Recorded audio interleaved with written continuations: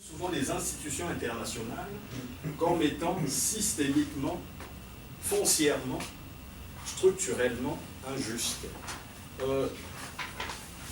À mon entendement, quand j'entends ces mots, j'ai peur. Systémiquement, foncièrement, structurellement, parce que je réalise que nos espoirs, même à l'intérieur de ces institutions, pour les faire avancer, les faire progresser, sont très très minimes. Étant donné que, malgré la volonté qu'on peut afficher à l'intérieur de ces institutions pour les faire avancer, l'injustice qui les touche est plutôt et concerne leur nature et leur essence. Donc, quoi qu'en fasse, les institutions vont générer une forme d'injustice, parce que justement, en fait, c'est une injustice qui est systémique, qui est foncière et structurée. C'est-à-dire inscrite même dans leur fondement. Dans ma thèse, ça m'a interpellé, je me suis dit qu'il fallait que je fasse un peu l'historique et la genèse de ces institutions pour voir si réellement, dans leur fondement, ces institutions sont systémiquement, sont foncièrement, structurellement injustes. Il se trouve que, et ce n'est pas exhaustif, on peut l'améliorer, il y a beaucoup d'auteurs d'ailleurs qui manquent. Lorsque j'ai fait la genèse du système institutionnel international, je remarque plutôt que, contrairement à ce que peuvent penser les auteurs du cosmopolitisme institutionnel que j'ai cité, ceux qui ont contribué à la genèse des institutions internationales ont été souvent des penseurs, non pas du réalisme, mais des penseurs en fait qui étaient très sensibles aux questions morales et qui ont pris leur distance à l'égard du réalisme politique. Et dans la genèse que j'ai eu à faire dans la thèse, j'ai plutôt abouti à l'idée que dans leur conception, dans leur fondement, ces institutions-là poursuivent plutôt un certain nombre de valeurs. L'échange, la promotion de l'autodétermination des peuples, l'espoir de la démocratie, bref, lutte contre le colonialisme et puis l'esclavage. Mais en revanche, je ne suis pas naïf. Ce que nous présente cette historique que je fais dans la thèse, c'est qu'il y a peut-être lieu, lorsqu'on parle de ces institutions-là, de faire une distinction entre leur nature, les finalités qu'ils poursuivent et certaines pratiques très déplorables qui peuvent se développer dans ces institutions-là. Il me semble que lorsqu'on dit que c'est systémique, c'est structurel, c'est foncier, on n'a plus cette distinction fondamentale. Donc je ne suis pas naïf, je sais qu'il y a des injustices, mais je pense que ces injustices-là ne sont pas systémiques, ne sont pas structurelles, mais ce sont souvent des injustices, je n'ai pas employé le terme dans la thèse, parce que je ne voulais pas faire d'autres développements, il fallait expliquer. Ce que je pense, c'est qu'il y a des injustices de conjoncture, et non des injustices systémiques. L'avantage qu'on a avec terminologie-là, injustice de conjoncture, on comprend justement qu'à l'intérieur de ces mêmes institutions, il se peut qu'on avance, qu'on fasse des changements. Et il me semble qu'il y a déjà également des débats qui sont sérieux et qui ouvrent la porte justement à ces changements-là. Donc ça, c'est le premier point, faire la distinction entre la vision des institutions internationales. Sous la plume des auteurs du cosmopolitisme institutionnel, les injustices apparaissent systémiques. Mais l'histoire que je fais dans la thèse nous montre que c'est plutôt des injustices souvent de conjoncture.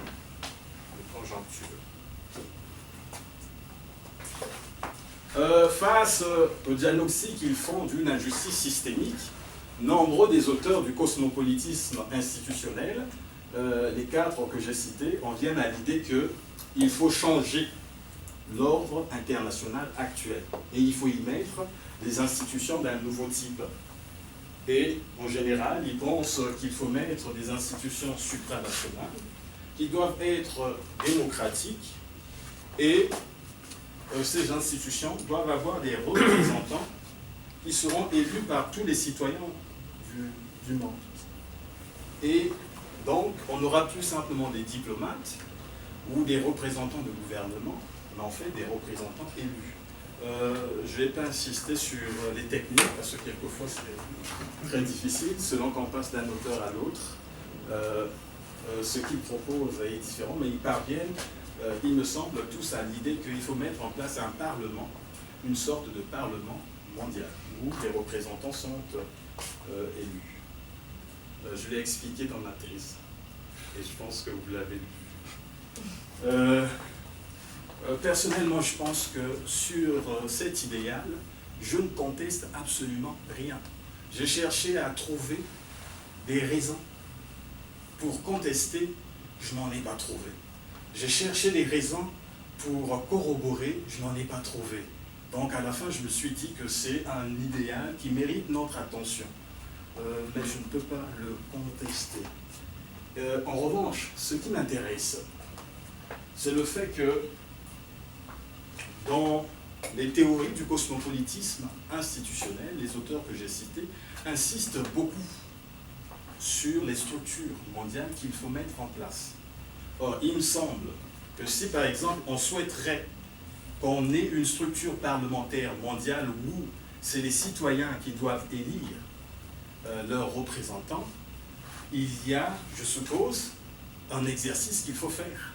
Il faut aller solliciter l'approbation et le consentement de ces citoyens-là à travers le monde. Donc, il faut à ce moment-là, il est important de s'intéresser, en fait, au renforcement des démocraties dans les États. Parce que ce renforcement des démocraties dans les États me semble être une condition de possibilité même de cet idéal. Je vois mal comment, par exemple, on peut consulter les citoyens du monde lorsqu'on sait qu'il y a plusieurs pays sur la planète qui ne sont pas démocratiques, c'est-à-dire même à l'intérieur de leurs États, qui ne peuvent pas exprimer leur suffrage. Donc, d'une certaine manière, si on souhaiterait aller vers des institutions de ce genre, il faut néanmoins prendre le soin de construire la base, parce que ces citoyens-là ne vivent pas dans des institutions internationales, mais vivent plutôt dans les différents États. Or, il se trouve que, quand je lis les auteurs du cosmopolitisme institutionnel, on ne le voit pas. C'est plutôt l'insistance sur les institutions qu'il faut mettre en place. Et il me semble également que cette tâche, cet espoir qu'on a de fonder les démocraties, de les renforcer dans les États, c'est une tâche également très, très ambitieuse. Je le constate. Et donc, ce que je reproche, en fait, aux théories du cosmopolitisme institutionnel, quand je les lis, c'est leur trop grande insistance sur les formes institutionnelles. Et on n'a pas dans cette théorie, en fait, une sensibilité à tout ce qui peut se passer, par exemple, dans les États. Et ce malaise, d'ailleurs, de ne pas insister sur ces aspects-là, se voit souvent dans les théories de certains auteurs. Par exemple, Pogge se demande sur quel acteur il faut compter pour aller vers cet idéal. Souvent, lorsqu'il parle des pays développés, des gouvernements des pays développés, ils pensent que c'est eux qui profitent de l'injustice, donc ils seront moins disposés à faire des concessions. Ils parlent des gouvernements des États en développement, ils pensent en général qu'ils sont corrompus, et lorsqu'ils parlent des citoyens des pays qui sont dans les pays en développement, ils pensent qu'ils sont plus préoccupés par la survie. J'ai le sentiment que là, il y a quelque chose sur la plume de Pogge qui ne marche plus. Parce que dans plusieurs pays, à travers le monde, on voit des peuples se lever et puis revendiquer leur liberté, revendiquer des droits, bref, qui souhaitent vivre dans des régimes démocratiques. Et dire de ces peuples qui sont plus préoccupés par des questions de survie, ça m'inquiète beaucoup. Mais Pogge, en revanche, insiste beaucoup sur les citoyens des pays développés. Et lorsqu'on le lit, on a le sentiment qu'il s'adresse davantage à eux et souhaiterait faire un travail pédagogique pour leur faire comprendre que la façon dont leur nom est utilisé au niveau international est une façon injuste. Et il faut que ces citoyens le comprennent parce qu'ailleurs, ça crée des injustices. Mais là également, il nous dit ils sont tellement trop distraits. La tâche est énorme. Donc à la fin, il nous présente un idéal, mais lorsqu'il nous parle de ces acteurs qui sont dans les États, notamment des citoyens des pays développés, des citoyens des pays en développement, il les écarte. Et j'ai le sentiment qu'il n'insiste plus sur ce renforcement des démocraties dans les pays. On le voit également dans l'approche de Ryo Chang, dans les deux articles que j'ai lus.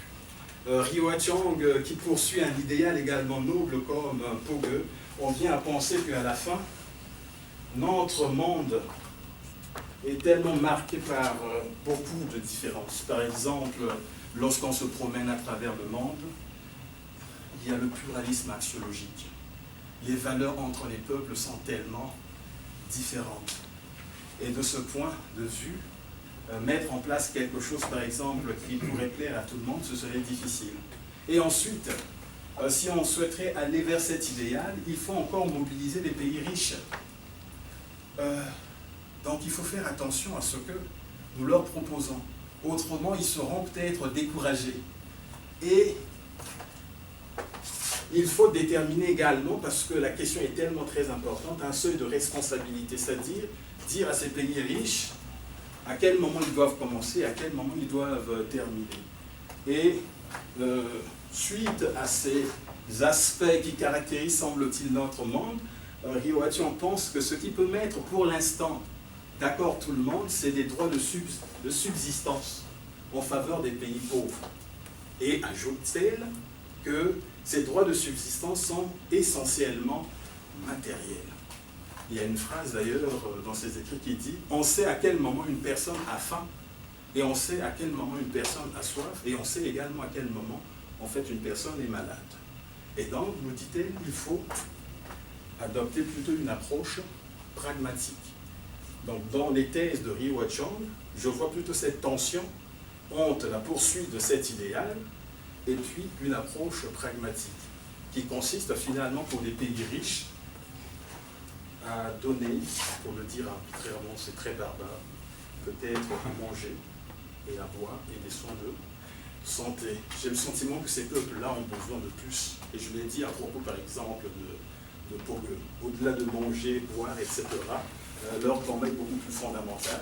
Ils veulent des libertés, ils veulent également des droits. Et enfin, le dernier que j'ai pris, c'est David Held, qui pense justement que ce qu'il faut faire pour aller en direction de cet idéal, c'est composer une formation d'une coalition politique qui doit s'appuyer sur des pays européens, parce qu'il semblerait que les pays européens en matière des institutions communautaires ont une expérience intéressante.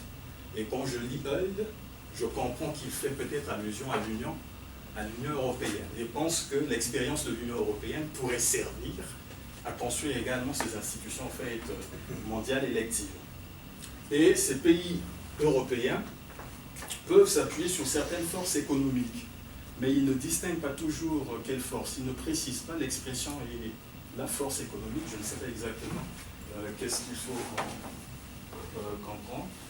Et aussi peuvent s'appuyer sur un certain nombre de groupes de gauche qui sont aux États-Unis, et enfin sur des ONG.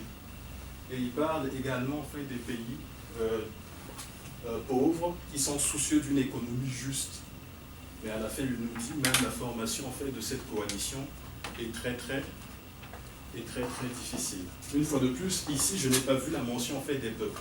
Je vois plutôt la mention d'un certain nombre de groupes institutionnels qui sont cités ici. Et à la fin, ce que je comprends, c'est que lorsqu'on voit cette démarche, qui est faite de tension, ils nous disent le sort des pays pauvres finalement dépendra de la détermination et puis la volonté des pays riches. Et puis le succès même de l'idéal du cosmopolitisme institutionnel va dépendre de ce que par exemple les pays riches sont prêts à consentir. Moi je réponds simplement que le sort des pays pauvres dépendra de la détermination et de la volonté des citoyens de ces pays-là. Et l'idéal même du cosmopolitisme dépendra de la détermination et de la volonté de tous les citoyens du monde. Ce n'est pas des coalitions, ce n'est pas une approche pragmatique, ce n'est pas non plus en fait l'approche de Pogue. Lorsque les citoyens du monde, s'ils vivent dans les démocraties, c'est cet espoir qu'on se donne, c'est à eux de décider un jour par exemple s'il faut aller vers ce type d'institution. Je ne sais pas si je me suis bien fait comprendre, mais en tout cas, je viens de terminer mon discours.